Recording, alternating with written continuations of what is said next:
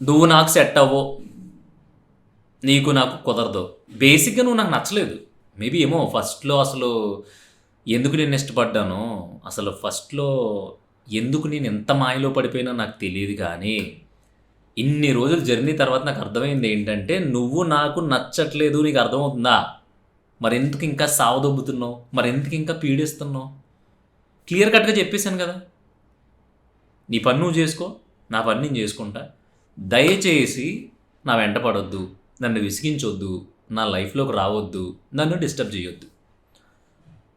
ఇప్పుడు చెప్పిన ఈ ఫేజ్ ఏదైతే ఉందో, అది నాకు తెలిసి ఆల్మోస్ట్ 100కి 100 మంది ఫేస్ చేసి ఉంటారు.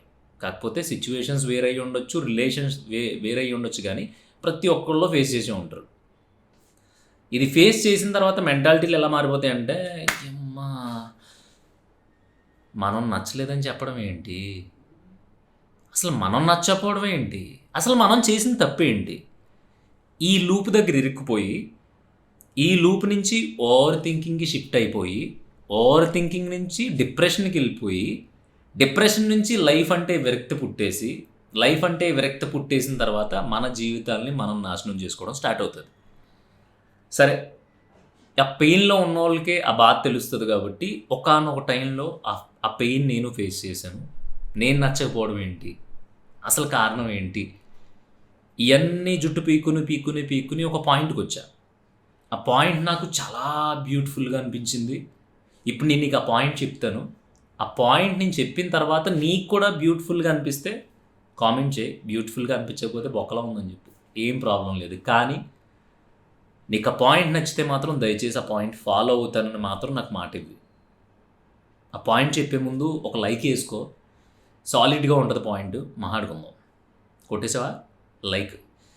పాయింట్ ఏంటంటే, ఒక రోజులో నిన్ను నువ్వు ఎన్ని సార్లు తిట్టుకుంటావు? ఓ 2, 3 సార్లు, 4, 5 సార్లు, ఒక 10 సార్లు తిట్టుకుంటావు. ఒక సంవత్సరంలో మనం తీసుకున్న తప్పుడు డెసిషన్స్ వల్ల, మనం వేసిన తప్పటడుగుల వల్ల, మనం అనవసరంగా నమ్మి మోసపోయిన విషయాల వల్ల, మనల్ని మనం ఎన్ని సార్లు తిట్టుకుంటాం? అసలు మనకే మనం చాలా సార్లు నచ్చం. దీనికి నువ్వు అగ్రీయే కదా? సే యెస్ ఆర్ నో. అవునా కదా? మనకే మనం ఒక రోజులో, ఒక గంటలో, ఒక నెలలో, ఒక 6 నెలల్లో, ఒక సంవత్సరంలో చాలా సార్లు మన మీద మనకే చిరాకొస్తది. మన జీవితాల మీద మనకు చిరాకొస్తది. అసలు మన లైఫ్ మనకు నచ్చదు. అన్నిట్లికంటే ముఖ్యంగా అద్దంలో మళ్ళా మనం చూసుకున్నప్పుడే, అసలు నువ్వు నువ్వు ఎందుకు పుట్టావో నీకు అర్థమవుతుందా? అని కూడా అనుకుని ఉంటాం మనం. కదా! మనకి మనమే నచ్చనప్పుడు అది కూడా చాలా సార్లు, ఒకసారి, 2 సార్లు కాదు, వందల సార్లు. ఒక తెలిసిన దగ్గర నుంచి ఇప్పటిదాకా. మరి ఆడెవడికో, వాళ్ళెవళ్ళకో మనం నచ్చకపోవడంలో ఆశ్చర్యమే ఉంది. నాకిది మిరాకిల్ అనిపించింది. అవును కదా! పృథ్వీ అనే నేను చేసిన కొన్ని ఎదవ పనుల వల్ల నాకు నేను నచ్చలేదు. అంటే అమ్మా అనవసరంగా చేసావు నీకెందుకురా? దారిన పోయేదాన్ని నెత్తిన పెట్టుకున్నట్టు, లేదంటే దారిన పోయేదాన్ని తలకంటించుకున్నట్టు ఎందుకు దూరావు దాంట్లో? అలా దూరకుండా ఉండుంటే ఈ పాటికి నువ్వు నీ లైఫ్ వేరేగా ఉండేది కదా! అనుకునే సిట్యుయేషన్స్ నా లైఫ్‌లో చాలా సార్లొచ్చినియి. అప్పుడు నాకు నేను నచ్చలా. ఎన్ని సార్లు జరిగినా బుర్ర తక్కువ ఎదవలా ఆలోచిస్తున్నావు తప్ప, ఒక్కరోజు బుద్ధి రాదేంట్రా నీకు? ఎదవ బతుకు నువ్వు ఛీ! యమ్మ అసలు నువ్వు నచ్చట్లా అని నాకు నేను అనుకున్న రోజులు చాలా ఉన్నాయి. మరి నా బాడీ, నా మైండ్, నా ఫేసు, నేను ఇవన్నీ నాయే అని తెలిసినా కూడా నాకు నేనే నచ్చట్లేదు కదా! సో, మరి ఆ లెవెల్‌లో నువ్వు నాకు నచ్చలేదు అనడంలో ఆశ్చర్యం లేదు అనేది నాకు చాలా పెద్ద వాలిడ్ పాయింట్ అనిపించింది. అవునా కదా! మనకి మనం నచ్చనంత మాత్రాన మనం లైఫ్‌లో పరిగెట్టడం మానేసామా? మానలేదు. ఏదో ఎప్పుడో ఒక రాంగ్ డెసిషన్ తీసుకున్నాము. లేదంటే రాంగ్ పర్సన్‌ని కలిసాము. మనకి సూట్ అవ్వనోళ్ళతో తిరిగాము. మనకి సూట్ అవ్వని పనులు చేసాము.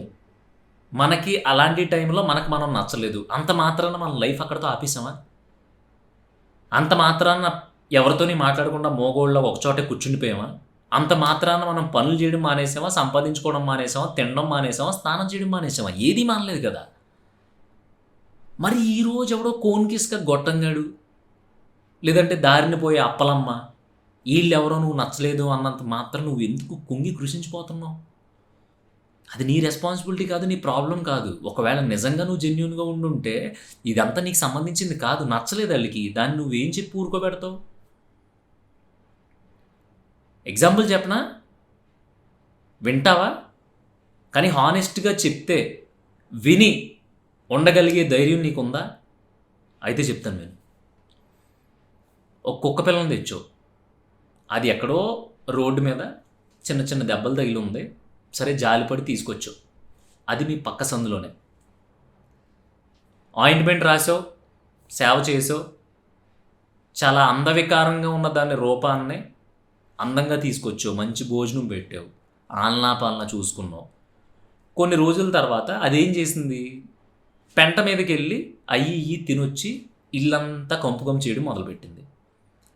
ఒకరోజు చూసావు. రెండో రోజు సర్లే దీన్ని కట్టేద్దాం, కట్టేసి ఇంకా మంచి ఫుడ్ పెడదాం అని చెప్పి నువ్వు తినేదానికంటే బెటర్ ఫుడ్ దాన్ని పెట్టడం మొదలుపెట్టావు. హ్యాపీగా తింది, నీతో జాలీగా ఉంది. సరే బాగానే ఉంది కదా, దీన్ని కట్టేయడం ఎందుకు, దీన్ని వదిలేద్దాం, దానికి కూడా స్వేచ్ఛ ఉండాలి కదా అనే నీ పెద్ద హృదయం వల్ల దాన్ని మళ్ళీ వదిలేవు. అది మళ్ళీ అదే పెంట మీదకి వెళ్ళింది, అదే పెంట తింది, మళ్ళీ ఇంట్లోకి వచ్చి మళ్ళీ కంపు చేసింది. సరే మళ్ళీ పట్టుకున్నాం. ఈసారి ఏంటంటే కొంచెం భయం చెప్తే ఇంటది కదా అని చెప్పి 2 పీకేవు, తిట్టేవు. అయినా సరే చాలా బాగా భోజనం పెట్టావు. బాగానే ఉంది. మళ్ళీ పొద్దున్నే ఇంటి డోర్ తీయగానే మళ్ళీ పెంట మీదకి వెళ్ళింది. అది మళ్ళీ తింది, మళ్ళీ ఇంటికి వచ్చి పెంట చేసింది. చిరాకు వచ్చింది నీకు. ఈసారి నువ్వేం చేసావంటే, అనవసరంగా దీనికి ఎక్కువ ప్రియారిటీ ఇచ్చాను నేను, దీనికి ఎంత పెట్టినా సరే ఇది పెంటకే రుచి మరిగింది కాబట్టి దీన్ని వదిలి పడదొబ్బడం బెటరు అని చెప్పి వదిలేసావు. ఆ రోజు నుంచి అది దానికి ఒక గొప్ప ప్రపంచం ఇంట్రడ్యూస్ అయినట్టు ఫీల్ అయిపోయి ఆ పెంటల మీద తినుకుంటా ఆ ఈది కుక్కలు అయ్యి కరిసేస్తూ ఉంటే, ఆళ్ళు ఇళ్ళు రాళ్ళతో కొడతా ఉంటే, మళ్ళీ నువ్వు ఏదైతే స్టేజ్ ఫస్ట్లో చిన్న చిన్న దెబ్బలు తగిలి ఉన్న కుక్క పిల్లని తీసుకొచ్చి ఇంట్లో పెట్టి సపర్యలు చేసి అన్నీ పెట్టి బాగా తయారు చేసి చింత పిక్కలా తయారు చేసి రోడ్డు మీద వదిలేసావు కదా చిరాకు వచ్చి. ఇప్పుడు మళ్ళీ అది అదే స్టేజ్కి వెళ్ళింది. మళ్ళీ అంతే అందవికారంగా అగ్లీగా తయారైంది. దీంట్లో నీ తప్పు ఏమన్నా ఉందా? నీ తప్పు లేదు. పాపం తీసుకొచ్చావు, ప్రేమగా చూసుకున్నావు, నీతో పాటు పెట్టావు, నీతో పాటు ఉంచుకున్నావు. కానీ దాని బుద్ధి మార్చుకోలేదు. అది తేడా దాని బుద్ధిలో ఉంది. నువ్వు ఫస్టే బయటికి గెంటేలా, ఫస్ట్ తీసుకొచ్చావు, కట్టి చూసావు, ఇంకా మంచి ఫుడ్ పెట్టి చూసావు, భయం చెప్పి చూసావు, కొట్టి చూసావు. కానీ అది ఆగలేదు. అది ఆగదు. దాని లక్షణం అది. అలా మనిషిలో కూడా లక్షణం ఉంటుంది. ఆ లక్షణం వల్ల, ఆ వంకరతనం వల్ల నువ్వు వంకరగా కనిపించావు అనుకో వాళ్ళకి. నీ తప్పేంటి దీంట్లో నువ్వు ఆలోచించు. ఇంకెంతసేపు లబ్బోదీపు అజ్జి బాబాయ్ అవి నేనేం చేయలేదు, నేను మార్చేసుకుంటాను, నేను ఋషిలా మారిపోతాను అని చెప్పి నువ్వు బ్రేక్ డ్యాన్స్ చేసినంత మాత్రాన ఇక్కడ ఎవడో నీ కాంపౌండ్లో ఉండడానికి రెడీగా ఉండడు.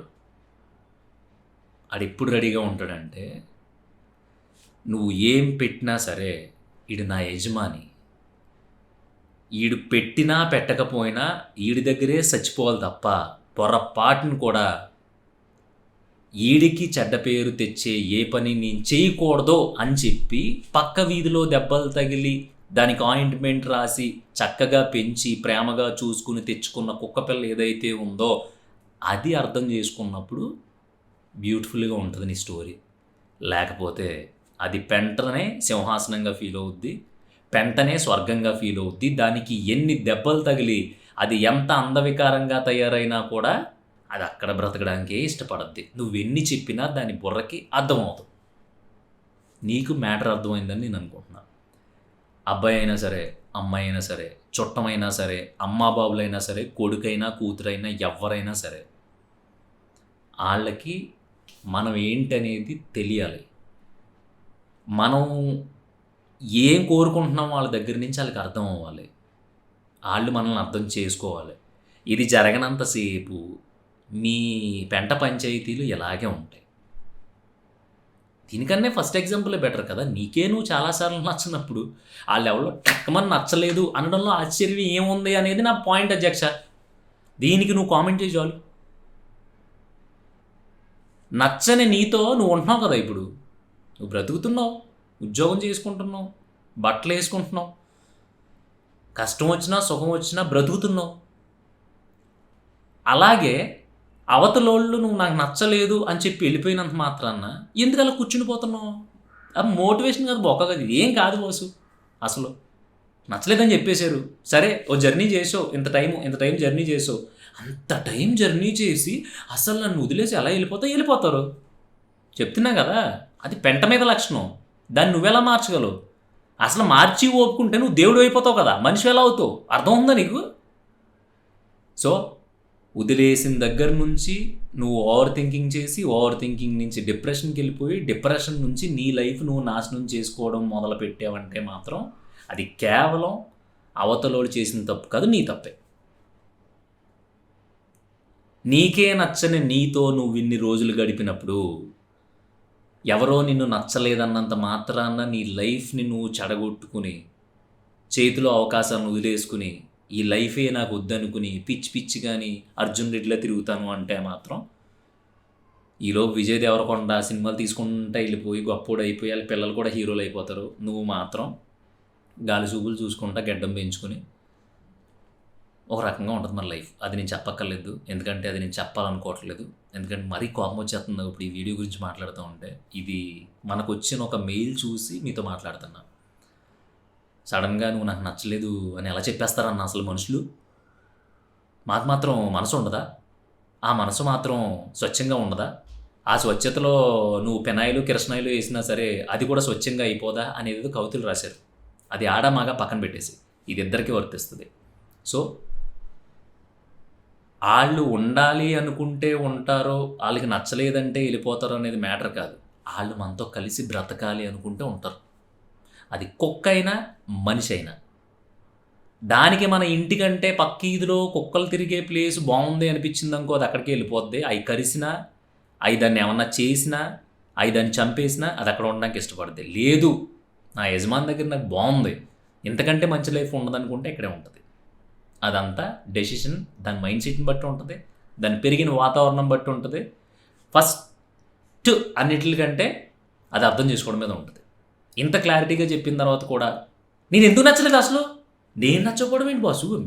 2 సంవత్సరాల నుంచి కలిసి ఉన్నాం, నేను నచ్చకపోవడం ఏంటి అంటావా? నువ్వు హ్యాపీగా ఓవర్ థింక్ చేసి డిప్రెషన్లోకి వెళ్ళిపో. లైఫ్ని